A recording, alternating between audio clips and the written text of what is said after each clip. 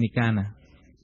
Vamos a Mateo capítulo 5, Evangelio de Mateo capítulo 5, para continuar con nuestra serie consecutiva de sermones en el Sermón del Monte. Mateo capítulo 5, y vamos a leer los versículos 27 al 30. Mateo capítulo 5, versículos 27 al 30. Oísteis que fue dicho: no cometerás adulterio. Pero yo os digo que cualquiera que mira a una mujer para codiciarla, ya adulteró con ella en su corazón. Por tanto, si tu ojo derecho te es ocasión de caer, sácalo y échalo de ti, pues mejor te es que se pierda uno de tus miembros, y no que todo tu cuerpo sea echado en el infierno. Y si tu mano derecha te es ocasión de caer, córtala y échala de ti, pues mejor es que se te pierda uno de tus miembros, y no que todo tu cuerpo sea echado al infierno. La semana pasada nosotros concluimos con el primer ejemplo que nuestro Señor Jesucristo usa en este capítulo 5 del Evangelio de Mateo para ilustrar cuál es la forma correcta de interpretar el Antiguo Testamento en contraposición a la forma incorrecta como lo hacían los escribas y fariseos. Y en ese primer ejemplo que concluimos la semana pasada, el Señor trata con el sexto mandamiento, y veíamos cómo los escribas y fariseos reducían el alcance de este mandamiento al homicidio literal. ¿Qué significan para ellos las palabras no matarás? Que no podemos quitar la vida de otro. Pero mientras no lleguemos a tales extremos, no tenemos razón para preocuparnos. Y Cristo dice aquí a estos hombres que su interpretación era muy deficiente, que el sexto mandamiento no se limita a una prohibición literal del asesinato, del homicidio físico. No debemos olvidar, hermanos, ni perder de vista en ningún momento cuál es el espíritu de la ley, cuál es el propósito de la ley. Cristo dijo en una ocasión que toda la ley y todos los profetas podía ser resumida en dos mandamientos. Amarás al Señor tu Dios con todo tu corazón, con toda tu alma, con toda tu mente, con todas tus fuerzas. Amarás al prójimo como a ti mismo. Y cuando vemos el sexto mandamiento o cualquier otro de la ley desde esta perspectiva, veremos que prohíbe mucho más que el acto físico. El sexto mandamiento prohíbe el asesinato, pero prohíbe mucho más. Prohíbe también atesorar en el corazón enojo, odio, resentimiento, amargura, deseo de venganza contra cualquier otra persona, no importa el daño que esa persona nos haya hecho. Dice en el versículo 22, pero yo os digo que cualquiera que se enoje contra su hermano será culpable de juicio. Pero más aún, el sexto mandamiento prohíbe también asesinar la reputación de alguien, usar palabras denigrantes contra ellas en un arrebato de ira, usar palabras condenatorias para dar riendas sueltas al enojo, dice en el versículo 22 en la mitad. Y cualquiera que diga necio a su hermano, raca, cualquiera que le diga cabeza hueca, imbécil, estúpido, bueno para nada, será culpable ante el concilio. Y cualquiera que le diga fatuo, la palabra hebrea more, que significa rebelde, impío, apóstata, quedará expuesto al infierno de fuego. Hermanos, todo eso está incluido en el sexto mandamiento. Y solo cuando vemos la ley desde esta perspectiva es que podemos recibir el beneficio que Dios intentó que nosotros recibamos de la ley. Hermanos, ¿cuál es el propósito de la ley? Bueno, la ley tiene un doble propósito. En primer lugar, Dios intenta mostrarnos a través de ella qué tan grande es nuestro pecado, qué tan grande es nuestra maldad y cuán necesitados estamos de un Salvador. Si limitamos el alcance de la ley a prohibiciones que solo tocan nuestras acciones externas, pero que dejan intactos el corazón, caeremos en el error que cayeron los escribas y fariseos. Nos sentiremos justificados delante de Dios y delante de los hombres. Como dice Martin Lloyd-Jones, la ley siempre había insistido en la importancia del corazón, pero esta gente, los escribas y fariseos, con sus ideas ritualistas del culto a Dios y su concepto puramente mecánico de la obediencia, lo había olvidado por completo. ¿Qué hacía el fariseo? Tomaba las tablas de la ley de noche antes de acostarse y decía, bueno, en primer lugar, yo no he tomado el nombre de Dios en vano, inclusive hasta me he cuidado de decir Jehová. Yo he guardado el sábado, no he matado a nadie, no he adulterado, no me he ido con una mujer por ahí, por lo tanto estoy bien delante del Señor. Era una obediencia mecánica al decálogo. Esa fue la misma experiencia del apóstol Pablo. En Filipenses capítulo 13 el apóstol Pablo nos dice que durante mucho tiempo, cuando él todavía era fariseo y tenía ese concepto inadecuado de la ley, el apóstol Pablo se consideraba a sí mismo como un hombre intachable. Dice él, en lo que respecta a la obediencia externa, por supuesto, de la ley, yo era irreprensible. Pablo se esforzaba por obedecer externamente la ley hasta en sus más mínimos detalles. ¿Pero qué pasó? Un día Dios abrió sus ojos y Pablo comprendió por primera vez que la ley tenía que ver con sus actos, pero también tenía que ver con su corazón. Vamos por un momento a Romanos capítulo 7. Romanos capítulo 7, para poder ver allí la experiencia del apóstol. Romanos capítulo 7, versículos 7 al 13. ¿Qué diremos, pues? ¿La ley es pecado? En ninguna manera. Pero yo no conocí el pecado sino por la ley, porque tampoco conociera la codicia si la ley no dijera, no codiciarás. Mas el pecado, tomando ocasión por el mandamiento, produjo en mí toda codicia, porque sin la ley el pecado está muerto.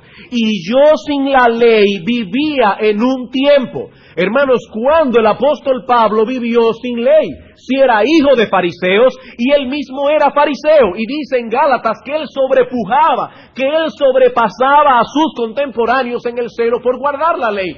Cuando el apóstol Pablo vivió sin ley, en todo ese tiempo que el apóstol no pudo ver más allá de las letras de la ley, en todo ese tiempo que el apóstol no pudo percibir el espíritu que estaba detrás del mandamiento. Yo sin la ley viví en un tiempo, pero venido el mandamiento, el pecado revivió y yo morí. Y hallé que el mismo mandamiento que era para vida, a mí me resultó para muerte. Porque el pecado, tomando ocasión por el mandamiento, me engañó y por él me mató. De manera que a la ley, a la verdad, es santa. Y el mandamiento santo, justo y bueno.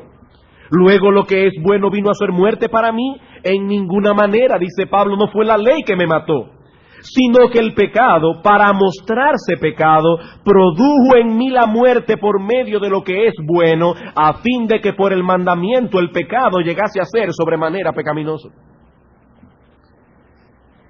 Pablo nunca había reparado en el alcance del 10º mandamiento. Ahí estaba todo su problema. ¿Qué dice el 10º mandamiento? No codiciarás. No codiciarás. No importa que no hayas llegado a tomar lo que es tuyo, el hecho de que hayas acariciado la idea de obtenerlo te hace culpable ante Dios. Y fue por ese mandamiento, como dice en el versículo 13, que la maldad de Pablo vino a ser evidente ante sus propios ojos en toda su perversidad. Pablo dice, por medio de lo que es bueno, la ley, el pecado vino a ser ante mis ojos sobremanera pecaminoso. En palabras más simples, Pablo decía aquí, yo creía que yo era bueno. Yo creía que era bueno hasta que entendí que el mandamiento de Dios toca los movimientos de mi corazón. Que Dios dice, no codiciarás.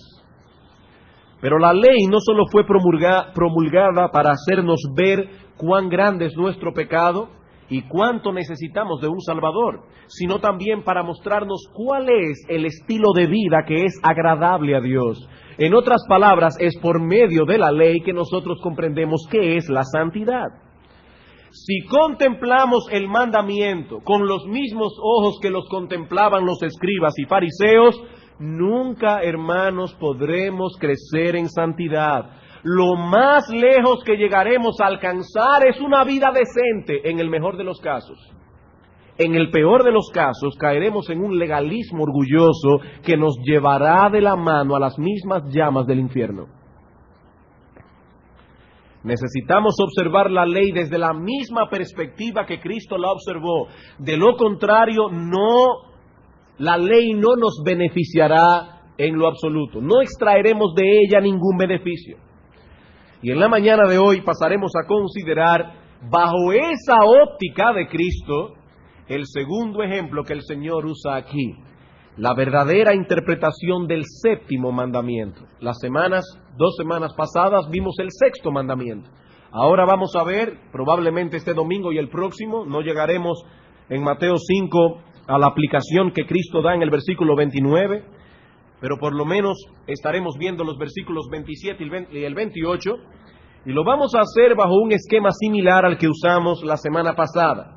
Veremos en primer lugar cuál era la interpretación rabínica del séptimo mandamiento, es decir, la interpretación que era comúnmente aceptada por los escribas, por los fariseos y por los judíos en general. En segundo lugar, veremos cuál es el verdadero alcance del séptimo mandamiento de acuerdo a la visión de nuestro Señor Jesucristo. Y finalmente vamos a extraer en esta mañana algunas aplicaciones prácticas que se derivan de esa interpretación del séptimo mandamiento. Así que veamos en primer lugar la interpretación rabínica del séptimo mandamiento. ¿Qué entendían los escribas y fariseos? ¿Qué entendían los judíos en general que el séptimo mandamiento prohibía? Dice en el versículo 27, oísteis que fue dicho, no cometerás adulterio. Y una vez más debo recordar que el Señor no tenía ningún problema con el mandamiento tal como Moisés lo escribió en el Decálogo, sino más bien con la interpretación que los rabinos, los escribas y fariseos daban a la ley de Moisés. Es por eso que el Señor introduce cada uno de sus ejemplos por medio de la frase, oísteis que fue dicho. Cristo no dice aquí, tal y como está escrito en la ley de Moisés. No, Él está diciendo tal como os fue dicho, no por Moisés, sino por estos maestros que pretenden interpretar a Moisés. ¿Y cómo interpretaban ellos las palabras de Moisés en el séptimo mandamiento? De la misma manera como interpretaban todo lo demás. Para ellos el séptimo mandamiento se limitaba a prohibir que un hombre tomara para sí la mujer de otro, o cualquier otra mujer que no sea su propia esposa. Pero mientras no se lleguen a tales extremos, no hay nada de qué preocuparse. Mientras un hombre permanezca fiel a su esposa y no se vaya por ahí con otra mujer, este hombre ha cumplido con el séptimo mandamiento. Pero ¿qué de los pensamientos pecaminosos? ¿Qué de los deseos impuros? ¿Qué de las miradas cargadas de lascivia? Ahí viene el escriba y dice, eso no tiene tanta importancia. Siempre y cuando te mantengas lejos de otras mujeres, no hay nada por qué temer. Esa era la visión que estos hombres tenían acerca del mandamiento y la que el pueblo aceptaba generalmente como buena y válida. Pero una vez más, Cristo va a enseñar a esta gente que su interpretación de la ley es totalmente inadecuada. ¿Por qué? Porque el problema del hombre no radica en sus manos, el problema del hombre no radica en sus pies, el problema del hombre no radica ni siquiera en sus ojos, el problema del hombre radica en el corazón. Mientras dejemos intacto el corazón, estamos bajando la fiebre, pero no estamos eliminando el foco infeccioso, de la cual la fiebre no es más que un síntoma. ¿Cuál es el verdadero alcance del séptimo mandamiento? Eso es lo que Cristo enfoca en el versículo 28. Veamos el verdadero alcance en segundo lugar del séptimo mandamiento. Pero yo os digo que cualquiera que mira a una mujer para codiciarla, ya adulteró con ella en su corazón. Desde la perspectiva de Cristo, cuando el Señor dice en el Decálogo, no cometerás adulterio, no estaba prohibiendo únicamente. Eso está incluido, pero no estaba prohibiendo únicamente el acto externo de tomar otra mujer para tener intimidad sexual con ella. Los escribas y fariseos citaban correctamente el mandamiento, pero lo interpretaban mal. Si hubiesen interpretado estas palabras a la luz del 10º mandamiento, no codiciarás la mujer de tu prójimo, hubiesen arribado al verdadero significado de la ley. Lo que ellos habían oído acerca del mandamiento era correcto. El 7º mandamiento prohíbe todo tipo de intimidad sexual aparte del vínculo matrimonial. Esto era verdad, pero no era toda la verdad. No era toda la verdad. Y hay ocasiones, hermanos, en que si escondemos parte de la información y no decimos toda la verdad, estamos tergiversando por completo todo el asunto, aunque lo que hayamos dicho, la media verdad, era totalmente verdadera. Aunque lo que dijésemos fuera verdad, si estábamos escondiendo una parte de la verdad, en ciertos casos, lo que estábamos diciendo era una mentira. Cristo dice aquí, esto es lo que os fue dicho, pero ahora yo os digo. Y me imagino que algunas personas de las que escuchó este sermón por primera vez, podría estar preguntándose, pero ¿quién se cree este hombre que es? Que puede hablar con tal autoridad, como si su interpretación de la ley fuese infalible y definitiva. Hermanos y amigos, el Señor se presenta aquí no como un intérprete y maestro de la ley, sino más bien como el intérprete y el maestro de la ley. Y cuando examinamos de cerca lo que Cristo dice de sí mismo, no solo en el Sermón del Monte, sino a través de todo el Evangelio, no nos cabe la menor duda de que nos encontramos ante un hombre del cual solo podemos pensar una de tres cosas. Si nosotros tomamos todo lo que Cristo dice de sí mismo, solo podemos llegar a una de estas tres conclusiones. O era un demente, o era el epítome de la soberbia y de la megalomanía, o era Dios hecho hombre. Lo que no podemos decir es que Cristo no era Dios, sino un buen maestro. No, si no era Dios, no era bueno. Si no era Dios, no era bueno. No cabe otra alternativa. Las cosas que Cristo dice de sí mismo nos deben llevar a pensar que era un demente, o era un megalómana soberbio y orgulloso, o era Dios hecho hombre. Cristo no tenía dudas al hablar. Sus palabras no eran opcionales. Lo que sale de sus labios no era una interpretación de la ley de Dios. Era a sus ojos la única interpretación posible del Antiguo Testamento. Y el que no pensaba como él estaba equivocado. Esta era una de las cosas más chocantes para las personas que le escuchaban hablar. Vayan conmigo a Mateo capítulo 7, al final del sermón, versículos 28 y 29.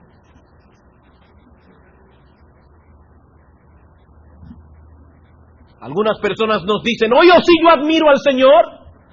Para mí el Señor es un gran maestro, lo mismo que Confucio, lo mismo que Buda. No, entonces tú no estás exaltando al Señor, lo estás rebajando. Porque el Señor está diciendo aquí, yo soy. Y lo que yo digo, eso es. Y los que vinieron antes que mí eran ladrones y salteadores. Dice en Mateo capítulo 7, versículo 28, y cuando terminó Jesús estas palabras, la gente se admiraba de su doctrina. ¿Por qué? Porque el Señor hacía unos cuantos chistes cuando predicaba y mantenía la audiencia. No, porque les enseñaba como quien tiene autoridad y no como los escribas. Porque el Señor tenía autoridad. El Señor hablaba con la plena certeza de que Él no podía cometer ninguna equivocación. Y que sus palabras tenían repercusiones eternas. En Juan capítulo 12, versículo 48, el Señor dice, el que me rechaza y no recibe mis palabras, tiene quien le juzgue. La palabra que he hablado, ella le juzgará en el día postrero. Cristo está diciendo, al final de los tiempos, el estándar que condenará o justificará a una persona es lo que yo he dicho. Y en otro lugar dice el Señor, el cielo y la tierra pasarán, pero mis palabras no pasarán. El mundo ha cambiado mucho desde la época del Señor hasta hoy. Y los conceptos morales del mundo han ido cambiando también. Lo que nuestros padres veían como negro, hoy se ve gris, mañana será blanco. El mundo ha ido cambiando. Pero Cristo dice que primero pasarán el cielo y la tierra antes de que una sola de sus palabras pierda vigencia. ¿Y qué dice el Señor aquí acerca de la santidad del matrimonio? ¿Qué dice el Señor aquí acerca del séptimo mandamiento? Que cualquiera que mira a una mujer para codiciarla, ya adulteró con ella en su corazón. Pero vivimos ahora en una época más abierta. Esta es la época de la revolución sexual. Esa moral que los puritanos defendieron en el siglo XVII ya no sirve para hoy. Amigo, aquí no estamos hablando de la moral puritana.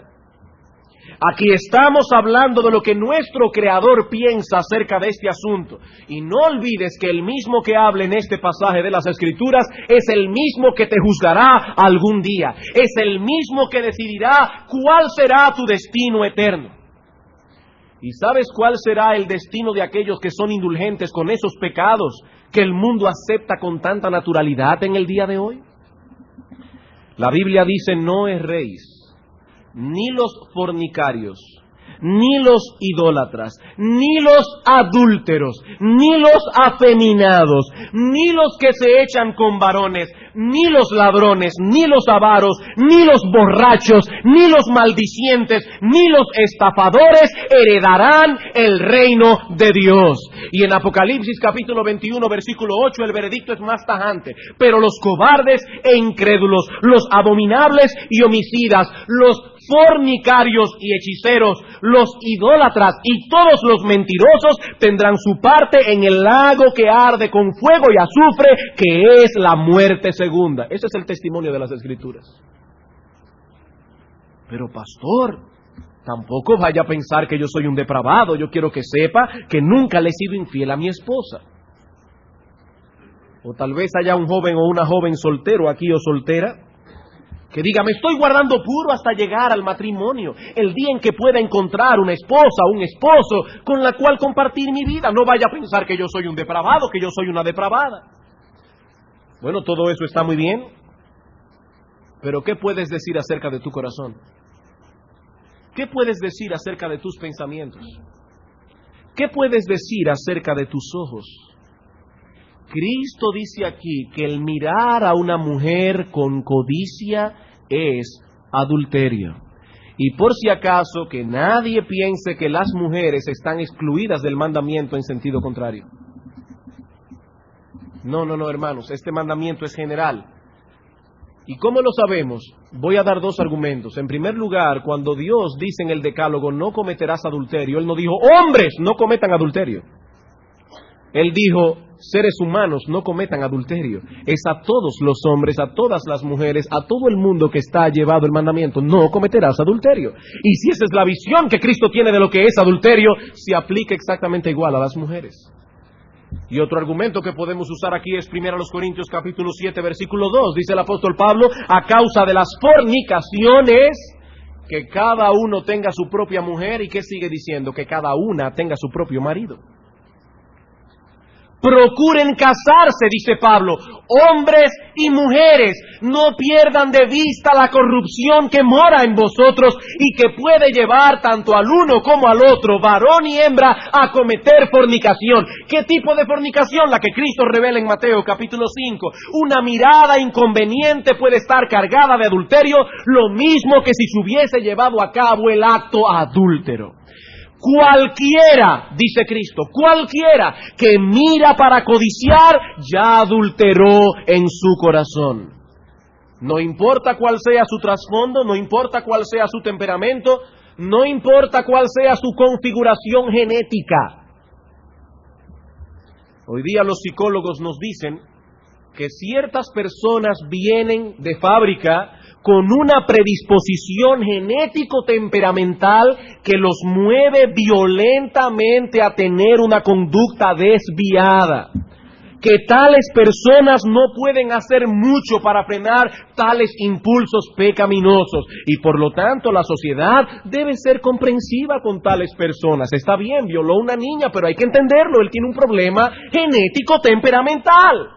Ellos son víctimas de su configuración genética y es muy poco o casi nada lo que podría ese hombre hacer para comportarse como un ser normal. Pero Cristo dice que cualquiera, y es la misma palabra que usa el Señor en Juan 3:16 cuando dice, de tal manera amó Dios al mundo para que todo aquel, cualquiera que mira, que es indulgente con ese patrón de conducta, con esos pensamientos lascivos, con esa mirada inconveniente, es un adúltero. Y puedes estar seguro, amigo mío, que mientras Dios sea Dios, los adúlteros tendrán su parte en el lago que arde con fuego y azufre, que es la muerte segunda. ¿Cuál es entonces el alcance del séptimo mandamiento? La siguiente traducción puede presentarnos un panorama claro y preciso del significado de estas palabras. Es una traducción bastante literal. Cualquiera que mira a una mujer de tal manera que genere un deseo pecaminoso por ella, inmediatamente ha cometido adulterio con ella en su corazón. Esa es la idea que el Señor está presentando aquí. Tal vez las circunstancias le impidan llevar a cabo sus deseos, o el temor a las consecuencias, o el cuidado por la reputación personal. Todas esas cosas pueden guardar a un hombre o a una mujer de cometer el pecado que han concebido en su corazón, pero ante los ojos de Dios ya son culpables de adulterio, porque Dios no mira lo que el hombre mira, Dios mira el corazón. ¿Qué dice Cristo? Ya adulteró con ella. Tan pronto como la voluntad dio su consentimiento al deseo pecaminoso, el adulterio fue cometido, aunque nunca pueda ser consumado. He aquí, hermanos y amigos, cuál es el verdadero alcance del séptimo mandamiento. Pasemos a considerar ahora, en tercer lugar, algunos principios o enseñanzas que se derivan de esta interpretación. Ya hemos visto lo que Cristo piensa del séptimo mandamiento. Veamos ahora algunas enseñanzas que se derivan de esa interpretación de Cristo. Primera enseñanza. De acuerdo a la interpretación del Señor, el pecado no es otra cosa que el consentimiento de la voluntad a los deseos y pensamientos pecaminosos que se levantan en el corazón. De acuerdo a esta interpretación del Señor, el pecado no es otra cosa que el consentimiento de la voluntad a los pensamientos y deseos pecaminosos que se levantan en el corazón. Aclaro, hermanos, esta no es una definición teológica de lo que es el pecado, ni tampoco es una definición exhaustiva. Se trata más bien de una definición práctica que se deriva de las palabras del Señor en este pasaje. Observemos esta definición que acabo de dar a la luz del primer pecado que encontramos en las Escrituras, el pecado de Eva. Dios dio una orden a Adán y a Eva de no tomar de un fruto que había en el paraíso. Ellos podían comer de todos los árboles del huerto, menos de uno. Y el castigo que recibirían si traspasaban el mandamiento era la muerte. Pero entonces aparece Satanás en escena y dice a la mujer que Dios había mentido, que no era cierto que morirían, y de esa manera seduce a Eva a desobedecer el mandamiento divino. Pero yo tengo ahora una pregunta para hacerles en esta mañana. ¿En qué momento cometió Eva su primer pecado? Alguien dirá, pastor, pero eso está claro, cuando tomó la fruta y la comió. No, hermanos. Eva pecó desde el mismo momento en que su voluntad consintió a la sugerencia pecaminosa del maligno. Allí se cometió el primer pecado. En Génesis capítulo 3, versículo 6, dice que la mujer vio que el árbol era bueno para comer, que era agradable a los ojos y árbol codiciable para alcanzar la sabiduría. Y tomó de su fruto y comió. Primero vino el consentimiento de la voluntad, luego vino la acción pecaminosa. Y aquella fruta que antes era vista con malos ojos debido al mandamiento de Dios, ahora parecía hermosa y codiciable a sus ojos. Eva codició lo prohibido, y tan pronto esa codicia encontró cabida en su corazón, la transgresión ya había sido cometida. ¿Por qué? Porque no olviden, hermanos, que Eva y Adán tenían una ley escrita en su corazón. Eso dice Romanos capítulo 2, desde el mismo momento en que fueron creados. ¿Qué ley fue esa? La misma ley que fue codificada más tarde en el monte Sinaí. ¿Y qué dice esa ley? Esa ley dice, no codiciarás. No codiciarás. Y esa ley había sido escrita en el corazón de Eva. Así que antes de comer del fruto ya Eva había transgredido la ley. El que ella comiera no fue más que una consecuencia del pecado que había sido concebido en el corazón. Hermanos, cuando nosotros vemos el pecado desde esta perspectiva, nos libramos de dos conceptos erróneos que son igualmente dañinos y defectuosos. ¿Cuáles son? El primero es, y aquí quiero traer un alivio al corazón de muchos hermanos, el primero es el de creer que cuando una sugerencia pecaminosa viene a nosotros, ya hemos pecado contra Dios. Hermanos, eso es una concepción defectuosa de lo que es pecado. El creer que tan pronto viene a nosotros una sugerencia pecaminosa, ya hemos pecado contra Dios. Hay muchos creyentes que no saben distinguir entre lo que es pecado y lo que es tentación. No todo el que es tentado peca.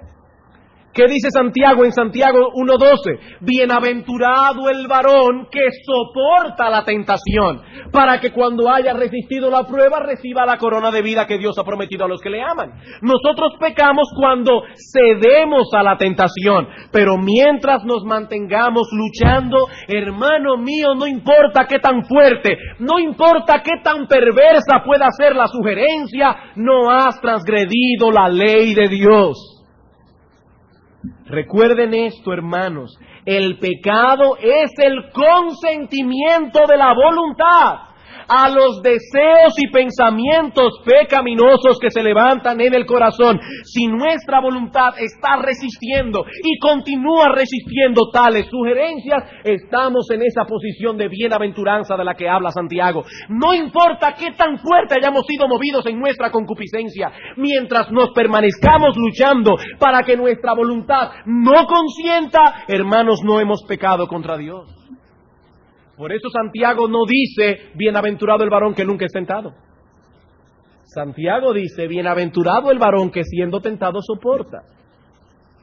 El varón que recibe estas sugerencias, pero se resiste contra ellas.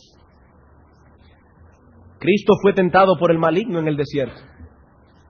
En 3 ocasiones Satanás le sugirió que actuara en contra de la voluntad de Dios. ¿Pero qué hizo Cristo? Que las 3 ocasiones rechazó las sugerencias. Por eso dice la Escritura que nuestro Señor fue tentado en todo, pero sin pecado.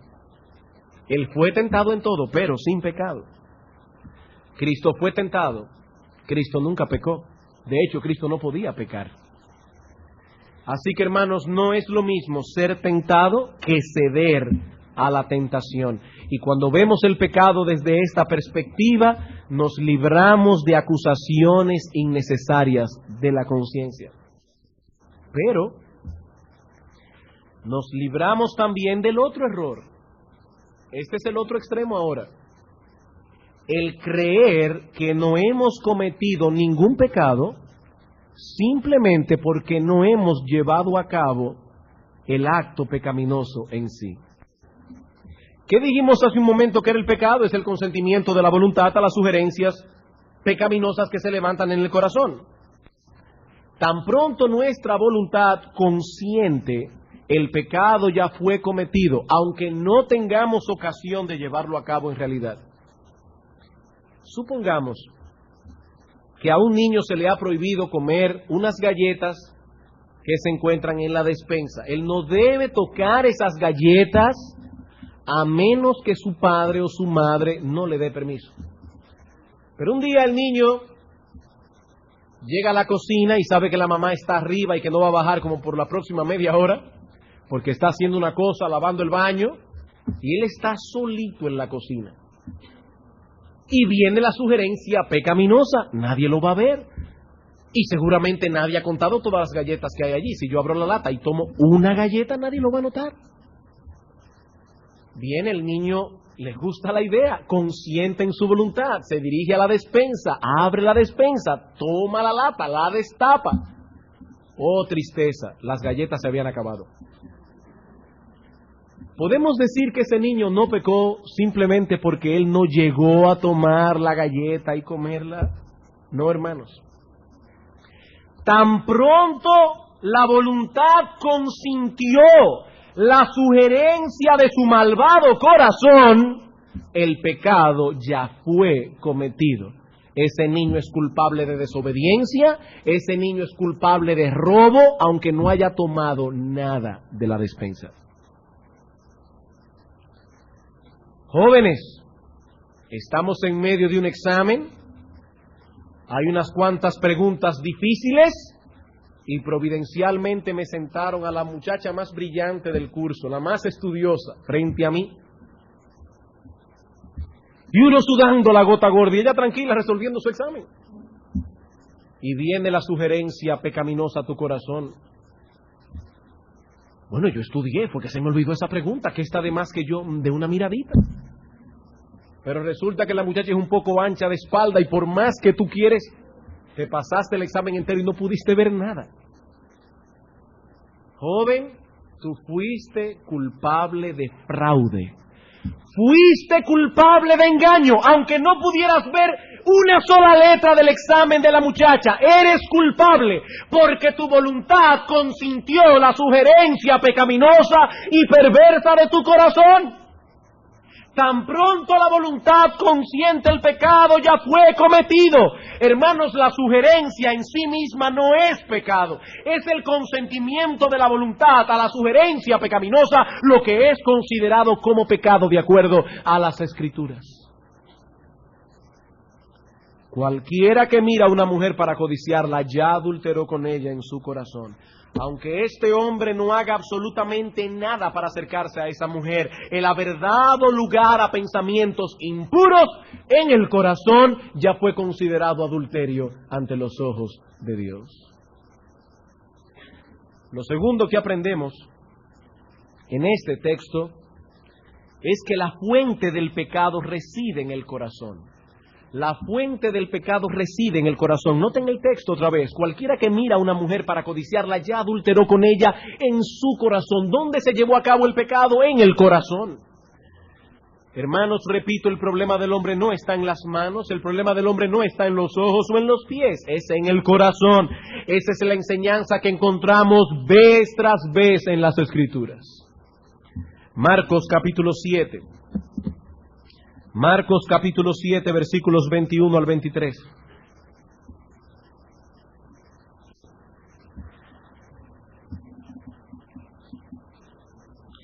Porque de dentro del corazón de los hombres salen los malos pensamientos, los adulterios, las fornicaciones, los homicidios, los hurtos, las avaricias, las maldades, el engaño, la lascivia, la envidia, la maledicencia, la soberbia, la insensatez.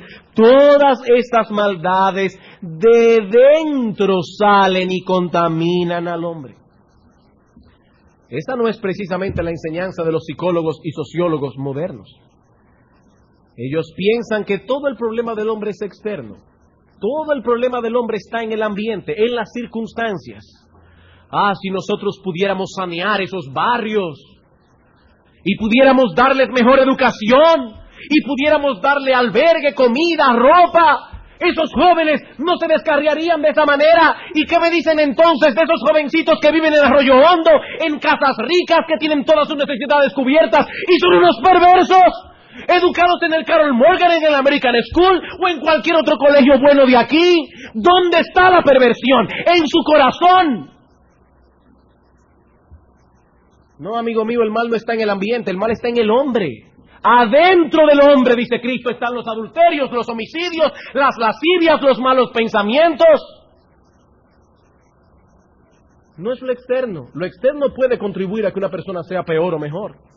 Puede contribuir a alimentar ciertas maldades que ya están en el corazón, pero el problema está en el corazón. Romanos capítulo 8, versículo 7.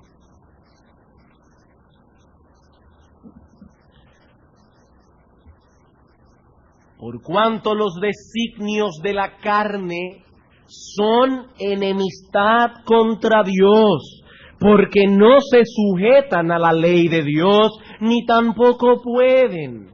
Los pensamientos que emanan de nuestra naturaleza caída son enemistad contra Dios. Cuando Dios dice blanco, nuestra carne dice negro.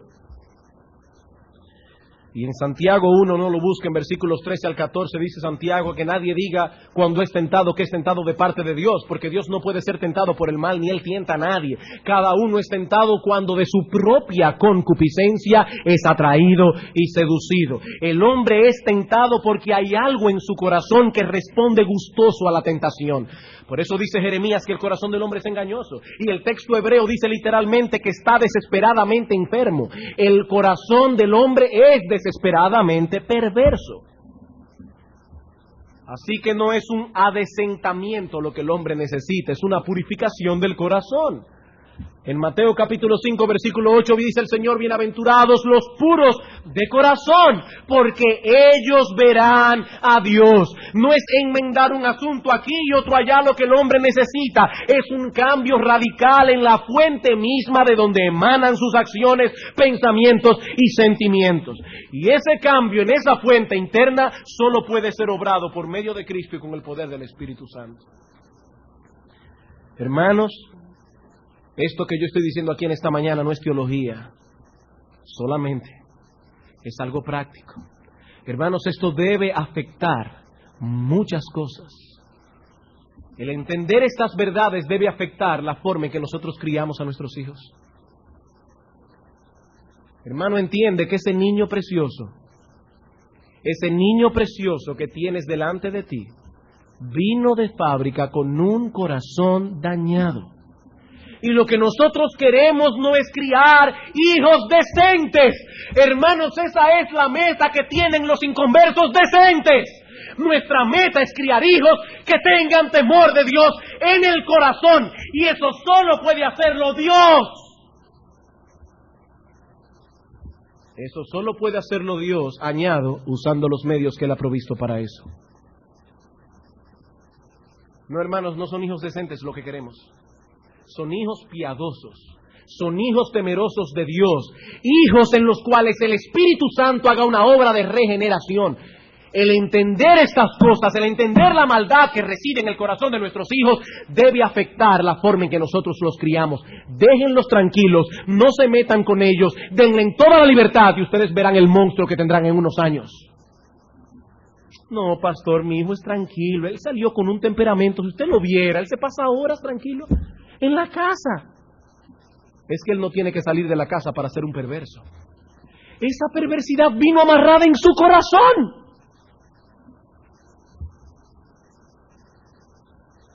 Cuando entendemos estas cosas, hermano, esto debe afectar nuestra visión del evangelismo. Del evangelismo. ¿Cuál es nuestra tarea como pastores desde un púlpito? ¿Pararnos aquí a criticar todo el tiempo la drogadicción, la pornografía, el aborto?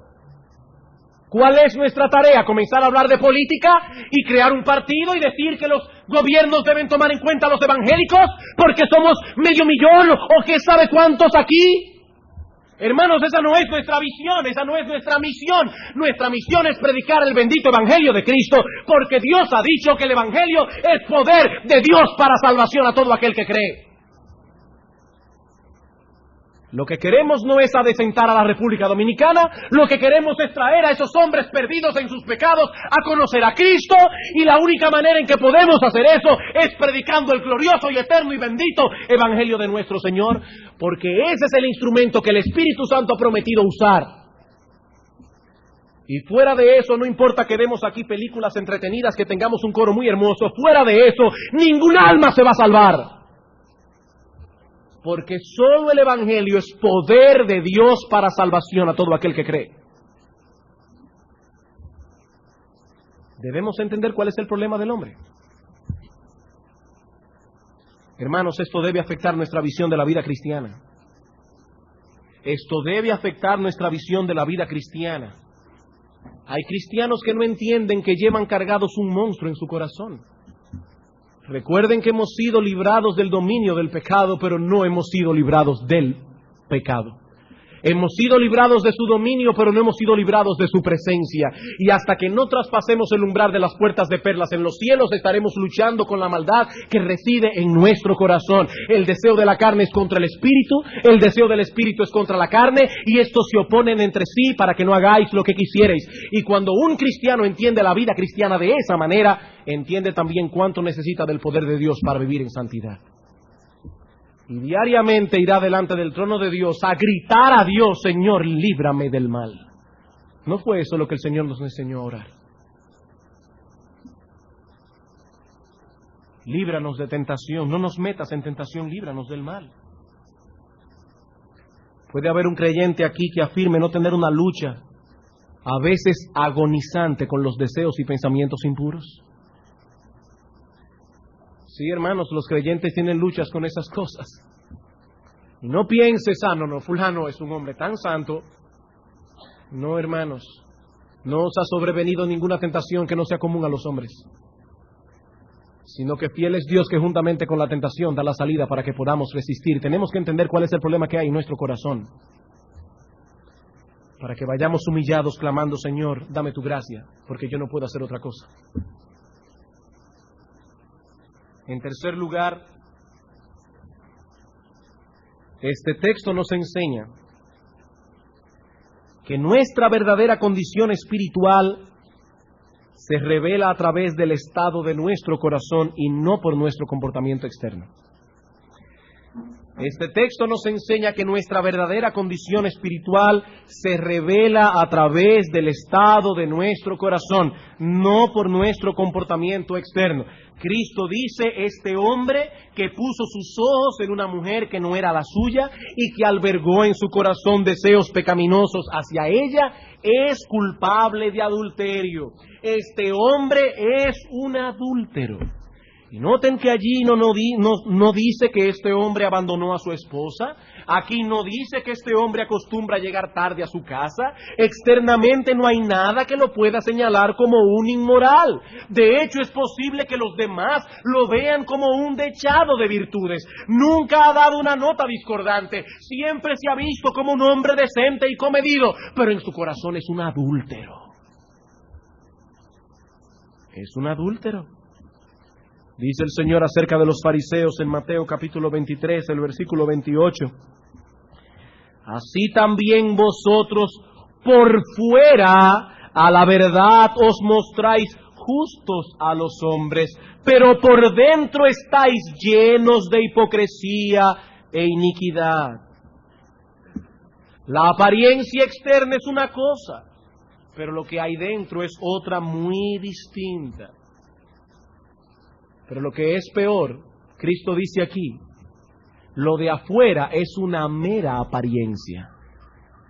Por fuera parecéis, es lo que dice el texto, por fuera parecéis justos a los hombres. Es una mera apariencia que no siempre revela la realidad de las cosas. Amigo, escucha esto muy bien. Nuestro verdadero yo no es el que se puede ver con los ojos.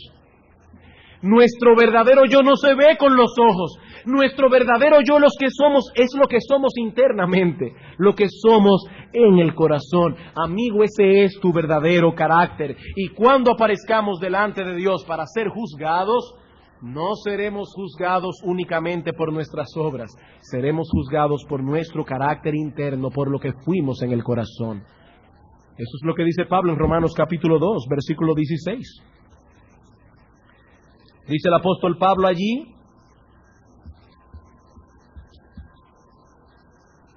en el día en que Dios juzgará por Jesucristo los secretos de los hombres conforme a mi evangelio. ¿Qué es lo que Dios juzgará? Aquello que nadie nunca vio, los secretos de los hombres. Aquello que hiciste en tu cámara secreta, amigo mío. Aquello que hiciste en lo profundo de tu corazón, aquellos pecados que cometiste con tus pensamientos, Dios los evidenciará todos en aquel día. Por eso dice la Escritura que no hay cosa creada que no sea manifiesta en su presencia, porque todo está desnudo delante de Él. Y finalmente, hermanos, aprendemos de este texto que la ley de Dios no solo condena el adulterio, que la ley de Dios no solo condena el adulterio, sino también todo aquello que pueda guiarnos y guiar a otros a cometer adulterio. Este texto nos enseña que la ley de Dios no solo condena el adulterio, sino también todo aquello que pueda guiarnos y guiar a otros a cometer adulterio. Si el séptimo mandamiento no solo prohíbe el acto adúltero, sino también los deseos que mueven al adulterio, podemos decir que también condena todo aquello que provoca tales deseos. Mateo capítulo 18.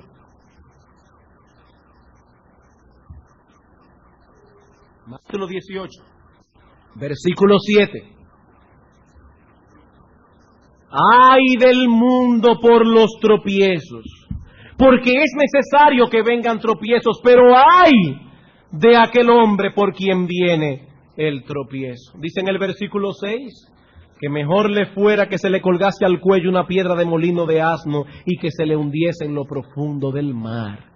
¡Ay de aquel por quien viene el tropiezo! Hermanos, Dios llamará a cuenta a toda mujer que, ya sea por su insensatez o por su deseo deliberado de llamar la atención sobre sí, se vista de tal manera que levante deseos y pensamientos impuros en los hombres que la vean. Dios la llamará a cuenta en el día del juicio. Es cierto que hay hombres que son tan perversos que mirarían a una mujer con lascivia aunque estuviese vestido de monja, eso lo sabemos, pero sabemos también que hay mujeres que deliberadamente o por insensatez, por no pensar las cosas, se visten de tal manera que se convierten en piedra de tropiezos para otros. Cristo dice, es mejor que le pongan una piedra de molino de asna y la hundan en el fondo del mar, porque en el día del juicio su condenación será severa. Dice Arthur Pink, si una mirada lasciva es un pecado tan grave, aquellas que se visten y se exponen a sí mismas con el deseo de ser miradas y deseadas, no son menos culpables, sino tal vez más.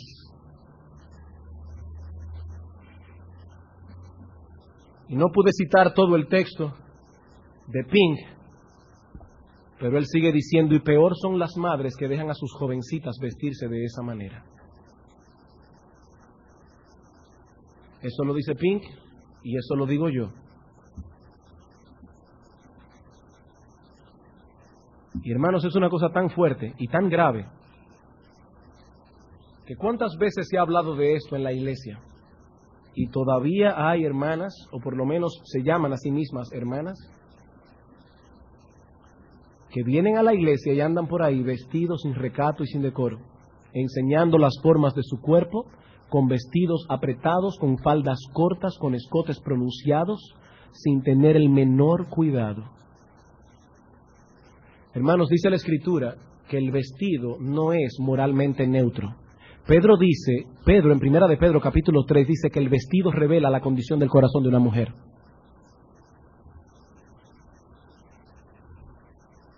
Pero no debemos limitarnos al vestido de las mujeres. También podemos incluir aquí el uso indiscriminado de la televisión, o la lectura indiscriminada del periódico cuando salen cosas sórdidas de unos cuantos perversos que dominan la noticia, o cuando leemos biografías de personajes que han tenido vidas muy depravadas, escondido en un manto de cultura.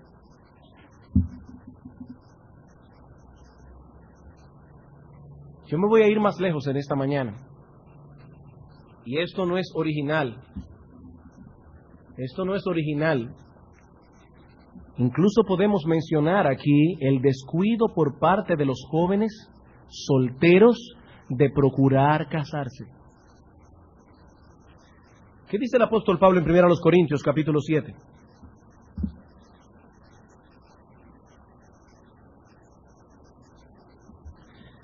Versículo 1. Hermanos, todo aquello que pueda guiarnos o guiar a otros al adulterio está prohibido en el séptimo mandamiento. En cuanto a las cosas de que me escribisteis, bueno le sería al hombre no tocar mujer. Pero a causa de las fornicaciones, que cada uno tenga su propia mujer y que cada una tenga su propio marido. El marido cumpla con la mujer el deber conyugal y asimismo la mujer con el marido. La mujer no tiene derecho, potestad sobre su propio cuerpo sino el marido, ni tampoco tiene el marido derecho o potestad sobre su propio cuerpo sino la mujer. No os neguéis el uno al otro, ese es un pecado, dice Pablo. No os neguéis el uno al otro, a no ser por mutuo consentimiento y para ocuparos sosegadamente a la oración. Y volved a juntaros en uno para que no os tiente Satanás a causa de vuestra incontinencia. Mas esto digo por vía de concesión, no por mandamiento. Quisiera más bien que todos los hombres fuesen como yo. Pero a cada uno tiene su propio don, uno a la verdad de un modo y otro de otro. Digo pues a los solteros y a las viudas que bueno les fuera quedarse como yo, pero si no tienen don de continencia, cásense. Es una orden. Pues mejor es casarse que estarse quemando. Hermano, todo joven casadero debe procurar casarse. Debe procurar casarse, y el peso de este mandamiento recae tanto en el hombre como en la mujer, pero es indudable que por la naturaleza femenina y el lugar en que Dios ha puesto a la mujer en ese sentido, el peso de este mandamiento recae mayormente en los hombres. Dios dice aquí, procuren casarse antes que estarse quemando. Y el ser irresponsable y el no darle mente a este asunto y dejar los años pasar sin hacer nada es un pecado contra Dios, porque se están exponiendo a tentaciones innecesarias. Hermanos, 1 Corintios 7 es un pasaje muy práctico y muy claro. Pablo dice, procuren casarse. Hagan todo el esfuerzo posible. Todo lo que esté en vuestro alcance, todo lo que sea de vuestra responsabilidad, pero procuren casarse. Y hermanos, digo esto con un corazón pastoral, mi ánimo en esta mañana no es ofender a nadie, es condenable la lentitud de algunos aquí. Es condenable, según 1 Corintios capítulo 7, que están dejando los años pasar. Y dicen, es que aquí no hay hermanas. Hermanos, miren, yo no conozco ninguna iglesia en este país que tenga tantos jóvenes como tiene esta iglesia. Si tú no encuentras a nadie aquí, hay un problema en ti. ¿O quién te crees tú que eres? ¿Robert Redford? No, hermanos. Hermanos, es condenable esa actitud. Es condenable, de acuerdo a 1 Corintios capítulo 7, como es condenable también que los maridos descuiden sus deberes conyugales. Es condenable, dice Pablo en 1 Corintios capítulo 7. Hermanos, una de las ventajas que tiene la predicación expositiva es que pone a uno a predicar de textos que uno no predicaría si uno pudiera escogerlos. El tema de esta mañana no es agradable, ni el tema que viene tampoco. Es el mismo tema, tendremos que seguir hablando de esto, pero sí me llama la atención que cuando Cristo comienza a hablar de los 10 mandamientos, ¿cuáles son los pecados que toma primero? La ira y el sexo. ¿Por qué? ¿Por qué? Hermanos, porque son las más grandes luchas que tiene todo ser humano. Porque son las cosas que el diablo ha pervertido de la más sucia manera. Y no podemos meter la cabeza en un hoyo. Eso es lo que dice la Biblia, eso es lo que vamos a predicar. Amigo, antes de concluir, este es el verdadero alcance del séptimo mandamiento, este es el verdadero alcance de la ley. Es por eso que el apóstol Pablo dice en Romanos capítulo 3, versículos 19 al 20, que lo que dice Dios en la ley lo dijo para que nadie quede sin excusa delante de Dios, para que toda boca se cierre y todos quedemos bajo el juicio de Dios.